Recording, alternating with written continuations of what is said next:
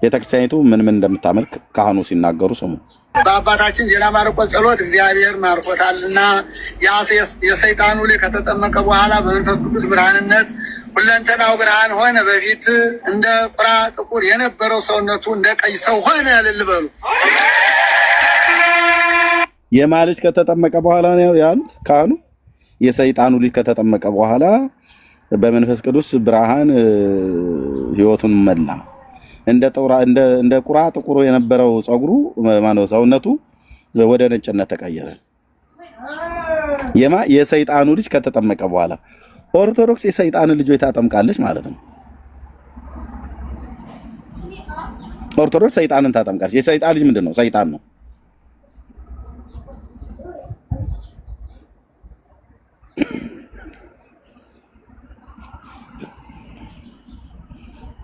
አጃኢብ ነው ይላል የድሬዳዋ ሰው። ወገኖቼ ኦርቶዶክስ የሰይጣን ልጅ ታጠምቃለች ማለት ነው።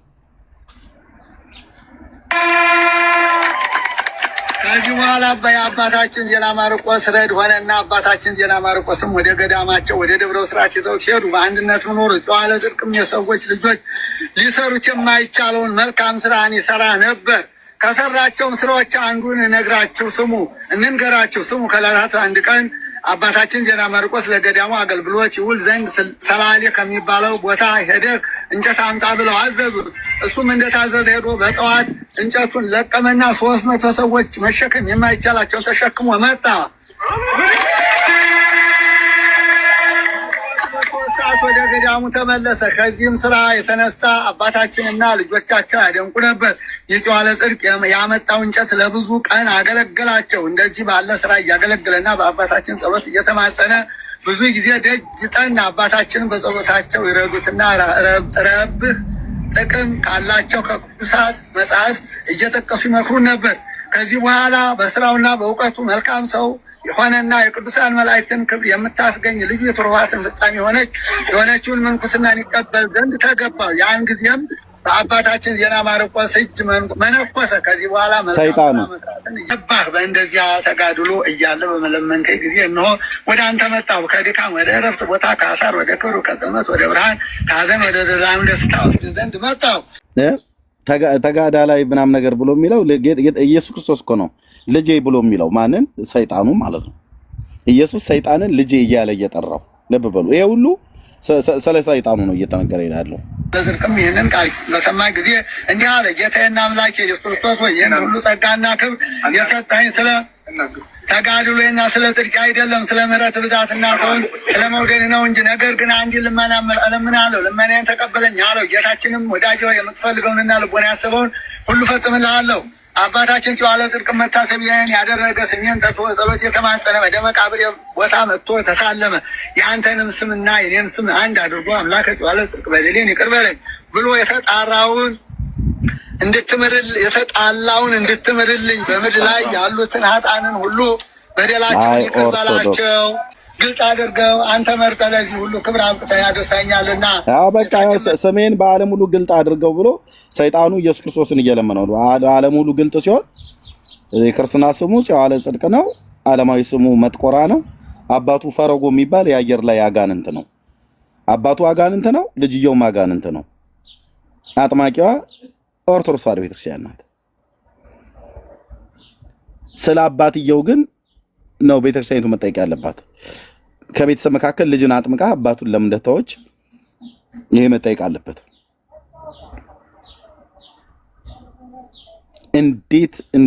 እንዴት የሚያሳፍር ነገር እንደሆነ ስሙ። ስሜን በዓለም ላይ ገለጠው ብሎ ያለው ማነው? ሰይጣኑ ኢየሱስ ክርስቶስን እኮ ነው የሚለምነው። የኔን ስምና የአንተን ስም የሚጠራ ብሎ የሚለው የሰይጣኑን የመጥቆራን ስምና የኢየሱስ ክርስቶስን ስም የሚጠራ ይድናል ያልቻለ ይኸው ታቦት አቁመው ማለት ታቦት ብለው የሚሉት ታቦት እንኳን አይባልም። ታቦት ብለው የሚሉትን አቁመው ይኸው ከስጋው በምትለይበት ጊዜ እኔ በደስታ አቀበለዋለሁ፣ ከንፈሩንም ስመዋለሁ። ወት የሰይጣኑን ገድል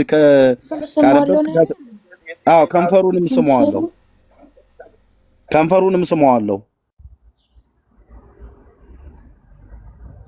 ሰምታችኋል?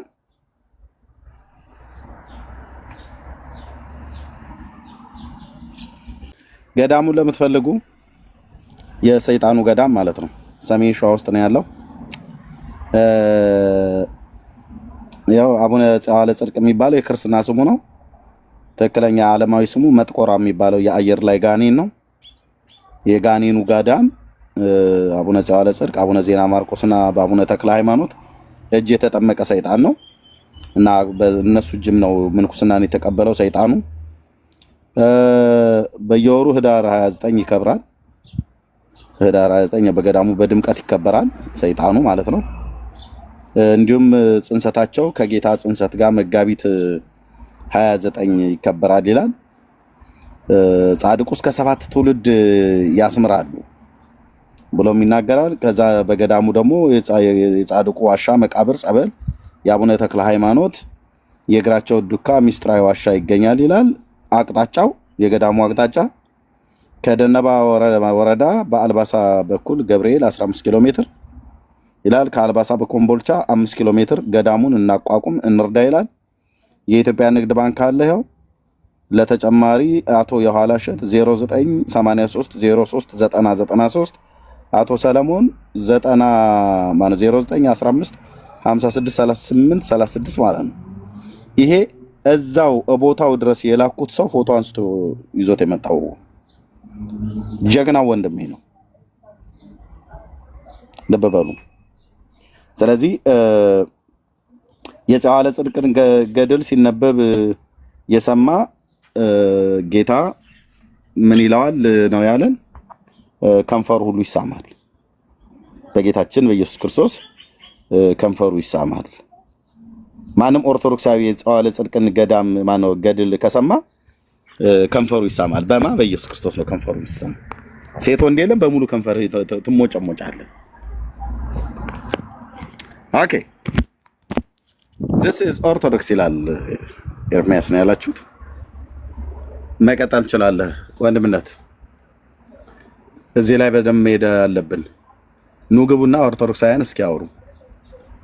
እጅ ከፍንጅ ተይዛችኋል። ሌባ በተያዘ ጊዜ እንዲያፍር ሰይጣንን እያመለካችሁ ታቦተ ሕግ ቀርጻችሁለት ታጥኑለታላችሁ፣ ትዘምሩለታላችሁ። ዳር 29 ቀን ወንድምነት ቀጥል። በነገራችን ላይ ግን እንዲሁ በጽሁፍ ደረጃ እና በታቦት ባያመጡት እንኳን የዚህ ዓለም ገዢ የሆነበት መንግስት ውስጥ ነው ያሉት በጨለማ እስከሆኑ ድረስ ማለት ነው። እና በይፋ ታቦት ቀርጸው ቢያመልኩት አይገርምም አይደል? ምክንያቱም ሰው በጨለማ ውስጥ ካለ በስርዓት ውስጥ ካለ የዚሁ ኪንግደም አባል ስለሆነ ማለት ነው። ሰው በጨለማ ውስጥ እስከሆነ ድረስ በሞት ውስጥ እስካልሆነ ድረስ የሚቆጣጠረው የሚገዛው ይሄው የዚህ ዓለም ገዢ ሆነው ነው ማለት ነው። የእነሱ ግን የሚገርመው ምንድነው? አባት ብለው በይፋ ተቀብለውታል። ታቦት ቀርጸው ጊዜ ሰይመው ያነግሱታል። ይሄ ነው ለየት የሚያደርገው። ምክንያቱም የተቀበሉት ይሄንኑ መንፈስ ስለሆነ ነው የሚስማሙት። በጣም ነው ለመስማት እንኳን ይሰቀጥላል። ክርስቲያኖች ሲሰሙ ያስደነግጣል። ለመስማት ይቀፋል እንደዚህ አይነት ነገር አይደል?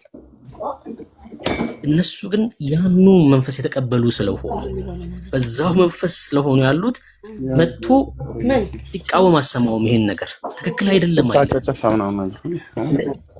ኤርሜ ድምጽ አለሽ እና ምንድነው የሚሉህ? መጥተው ገብተው ለእግዚአብሔር ምን ይሳነዋል ይላል። ኦፍ ኮርስ አው ለእግዚአብሔር ምንም አይሳነው፣ ግን ደግሞ እግዚአብሔር ደግሞ የመርህ አምላክ ነው አይደል? የመርህ አምላክ ነው። እግዚአብሔር ምንም አይሳነውም ብሎ ከመርህ ውጪ ይሰራል ማለት አይደለም። ለምሳሌ አንድ ሙስሊም በኢየሱስ ሳያምን እኮ ሊያድነው ይችላል እኮ እግዚአብሔር ከእግዚአብሔር ችሎታ አንጻር ከሆነ፣ ግን ደግሞ የእግዚአብሔር መርህ ተጣሰ ማለት ነው አይደለ?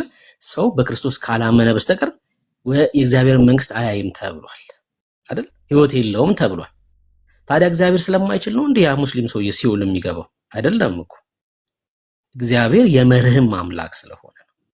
መጣችሁ አንዴ ለእግዚአብሔር ምን ይሳነዋል ትላላችሁ? በጣም ብዙ ጊዜ ለእግዚአብሔር ምን ይሳነዋል? ለእግዚአብሔር ትክክል ነው የሚሳነው አንዳች ነገር የለም። ግን ደግሞ እንዳልኩት ነው ደጋግሜ እየተናገርኩ ስለሆነ ማለት ነው። እነሱ ግን ተስማምቷቸዋል። ይሄ ተቀብለውታል። አብሮ ስለሚኖሩ ነው። እዛ ነው ለዚህ ህዝብ እኮ ወንጌል የሚያስፈልገው። የተነበበውን ሁሉ እልል ብሎ የሚቀበል ህዝብ ስለሆነ፣ በጨለማ በእስራት ውስጥ ያለ ህዝብ ስለሆነ አይደለም። በአዲስ ኪዳንና በብሉይ ኪዳን መጽሐፍት ማስረጃ ሊሰጡን አይደለም። እንደው በቤተ ክርስቲያን ታሪክ በሚሉት እንኳን እንደዚህ አይነት ጉድ ተሰምቶ አይታወቅም ከኢትዮጵያ ኦርቶዶክስ ውጪ። እንደዚህ ጉድ ፈልጋችሁ ልታገኙ የምትችሉት የኢትዮጵያ ኦርቶዶክስ ውስጥ ብቻ ነው። በቤተ ክርስቲያን ታሪክ እንኳን እንደዚህ አይነት ነገር ተሰምቶ ያውቃል ወይ? እስኪ ስጡን ማስረጃ ብትሏቸው እንኳን ሊያመጡ አይችሉም። ይሄ ደግሞ ጸሐፊዎቹም ቄሶቹም ጳጳሶቹም በዚህ ስርዓት ውስጥ ስለሆኑ ማለት ነው። ስለሆኑ ምዕመኑ የተሰጠውን ነው። እንደው ባለፈው ተናግረዋል፣ መምህሩ ተናግረዋል። ምን ብለው ነው የተናገሩት? እኛም ስላላስተማር ነው ህዝቡ ምንም አያውቅም ብለው ተናግረዋል። ህዝቡ ችግር የለበትም፣ እልል ከማለት ወደ ኋላ አይልም። ምንም በለው እልል ብሎ ነው የሚሄደው።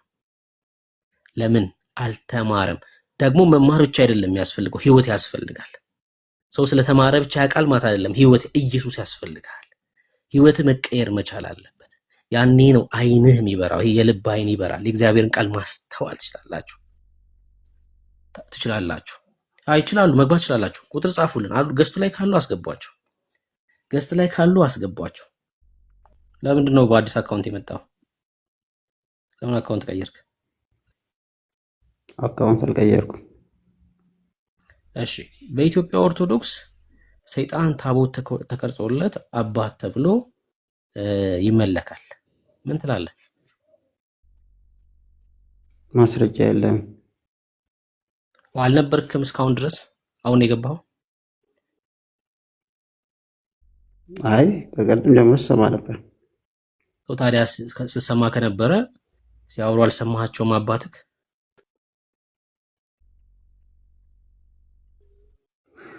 አይ አሁን ለምሳሌ ምንድነው አሁን ሰይጣን ያልክበት ምክንያት ምንድነው? እዛ አሁን ሲያነቡት ከነበረ መካከል ማለት ሰይጣን ያልኩበት ምክንያትማ ሰይጣን ስለሆነ ግልጽ አድርግልኝና ከዛ እናውራ እኮ። ሰይጣን ስለሆነ ነው ሰይጣን ያልኩትማ። ሰውዬው እንደዛ ኖ በዋናው ስምህና ኤፍሬም በዋናው ሳሊ ኤፍሬም በዋናው አካውንት ነው። ለምን ህዝቡን ይዘው አትመጣም? እታች ወረድ። በዋናው አካውንት ነው። ቅድም በእታች ሆነ በምታይበት በዋናው አካውንትህ ይሄ 3 ፎሎወር ባለው ተደብቀህ መተህ ጣዖት ሳይ ነው ስዕል እየሳለ የሚቸበችብ አንዱ ጣዖታም ነውና በዋናው አካውንት ነው። ምንም መደበቅ ራሱ ስለ እኮ ራሱ ይሰግድለታል አይደል? ታዲያ አስባችሁታል? ግን እዚህ ጋር ቀለም ጎደለ፣ ቀይ ቀለም ጎደለ፣ ቢጫ ቀለም ጎደለ ምናምን ብሎ ራሱ ስለ ልክ ሲጨርሰው ይፈራዋል ስዕሉ። በጣም እኮ ነው የሚገርመው። አጋንንት ግን እንዴት እንደሚጫወትባቸው አያችሁ። ራሱን የሳለው እዚህ ጋር ቀሚሱ ሰፋ፣ ቀሚሱ ጠበበ፣ እዚህ ጋር ሆዱ ጋር ቦርጭ ኖረው ያስተካክለዋል በቀለም። ከዛ ጨረሰው። አይኑ ትንንሽ ሆነ ምናምን ከሰራው በኋላ ልክ ሰርቶ እንደጨረሰው እጁን ታጥቦ ልብሱን ሲቀይር ይፈራዋል። ከዛ ይሰግድለታል። ከመሆን ምን አይነት እስራት እንደሆነ ተመልከቱ። ምን አይነት የሞት ስፍራ እንደሆነ ተመልከቱት። አዎ እንዴ መጀመሪያ እኮ ይኸውልህ ቀለም ይበጠብጣል፣ ሲያቦካው ነው የሚውለው። በጣም ትልቅ ሙያ ነው፣ በደንብ የሚከበር ሙያ ነው። ሙያው ማለት ነው እንደ ሙያ ትልቅ አርት ነው አይደል? ሰዓሊነት ትልቅ ሙያ ነው። በጣም የሚገርመው ፓርት ግን ይሄ ነው። ይኸውልህ ተጠቦ የሰራውን ተጨንቆ አይኑን አሳምሮ ምናምን ከጨረሰው በኋላ ከዛ ይደነግጣል። በፊቱ መቆም ይፈራል። ጎንበስ ይላል በፊቱ። ምንም እኮ ሊደረግ አይችልም። ቢበዛ ሜሮን የሚባል ነገር ነው የሚቀባው ከተሳለ በኋላ ማለት ነው። ይፈራዋል። ከዛ በኋላ ያጥንለታል። በፊቱ ቆሞ ይጸልያል። እራሱ ለሰራው ነገር ማለት እኮ እራሱ ላሳመረው ኢየሱስ ከምን አይነት እኮ ስፍራ እንዳስወጣል፣ ከምን አይነት የሞት መንደር እንዳመለጠን በእውነት ነው ብላችሁ ከሞት መንደር ነው ያመለጠን። ጌታ ይባረክ።